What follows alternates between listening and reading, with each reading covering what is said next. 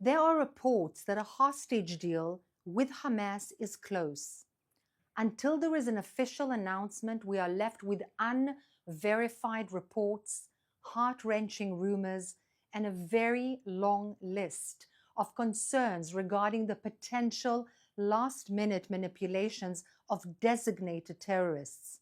The entire people of Israel are on their feet. Why? Because we sanctify life. We owe it to our brothers and sisters to bring them out, and because we are humane, decent, moral. This is not our weakness, but our strength. We also owe our sons, brothers, fathers, and uncles, as well as our female combatants, the honor of not giving in to the hideous, inhumane Hamas terrorists. We shall find the way in which to do both. Maintain our moral integrity and stop the suffering of our brethren in captivity, but to also make our immoral enemy regret the day that they had decided to rape, murder, massacre, burn, carnage, and kidnap our people. You know, we are being blackmailed into releasing tomorrow's hostage takers to get back today's hostages. You see, the indecency in pressing Israel to make concessions for getting our people back is inconceivable. You in the international arena who support that need to comprehend that you are setting a precedent, not only for the future attempts by the same and similar enemies to kidnap more civilians and soldiers here in Israel, but for our mutual enemies to kidnap your people, your soldiers, your fortresses, your schools, your streets, your democratic Western institutions. The infiltration has already begun. Hamas is demanding we release murderers from prison. What they aspire to do is to regroup and prepare for the next October 7th, funded by those who support Sunni radical Islam, Qatar, Turkey, and more, now that the Shiite axis has been somewhat weakened. One way or another, our hostages must come home, and we can never allow radicals to take new hostages, to spread their deadly ideology, to continue to indoctrinate their youth with hatred.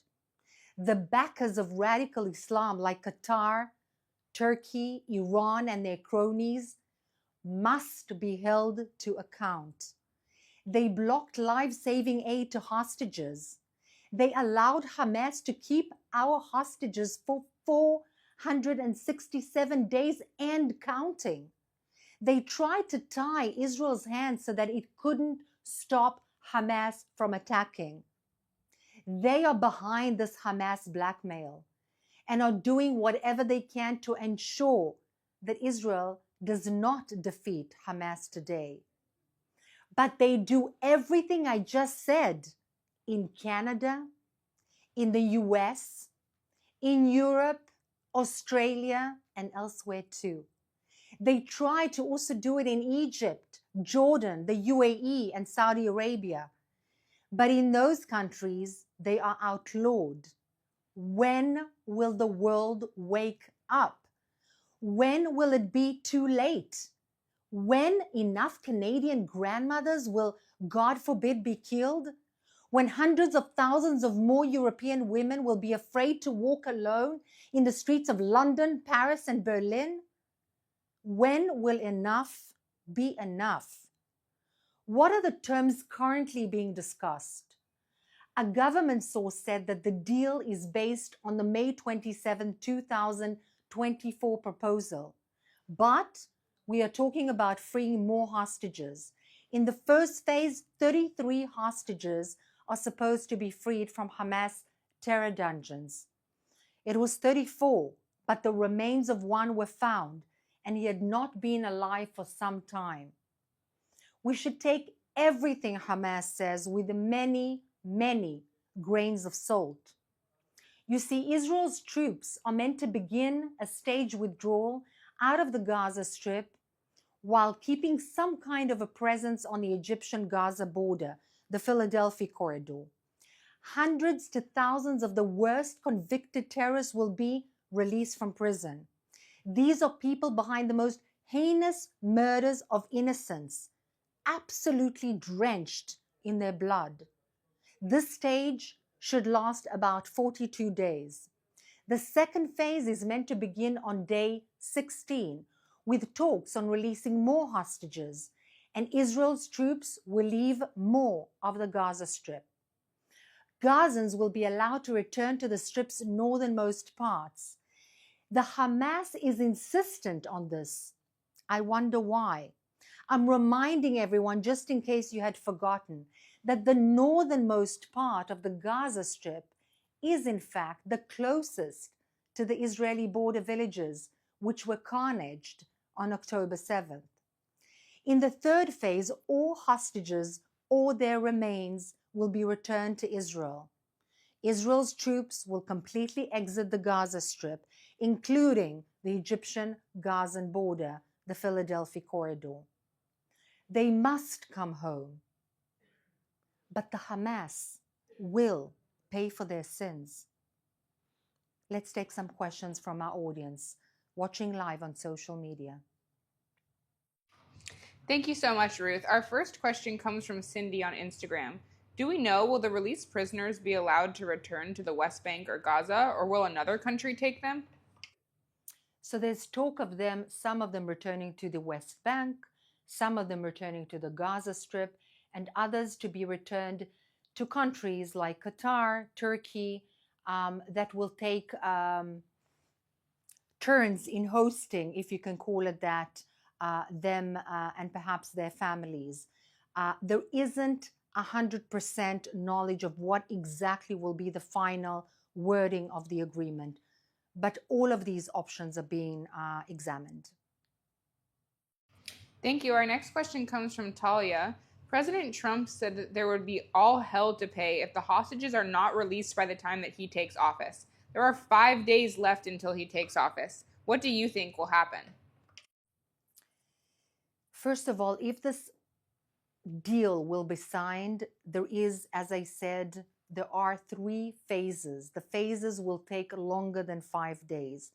I think that what the incoming president meant is that there must be a will or a kind of an agreement by the Hamas to start releasing the hostages.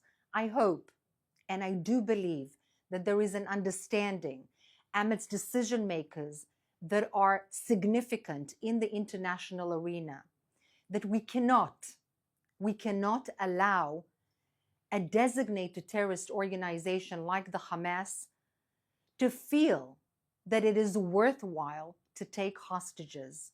Because if we allow that, not only will it be a precedent for taking more hostages in Israel, but it will also set a precedent for taking your people as hostages. As I said, in the West, everywhere, no one will be safe, and no one is safe from radical ideology and Islam. Thank you. Our next question comes from Instagram. How are the other Iranian proxies reacting to news of a potential hostage release deal? What can we expect from Hezbollah, the Houthis, and from the Iranian regime itself? So there has been a tremendous weakening of the Iranian axis, the Shiite axis. That includes the Houthis, who are actually being warred against by a coalition of countries, not only by Israel, actually the US, the UK, and others as well. There has been a weakening of all the proxies, certainly Hezbollah, that the IDF has hit very hard. But does that mean that the Iranian tiger is laying still? No.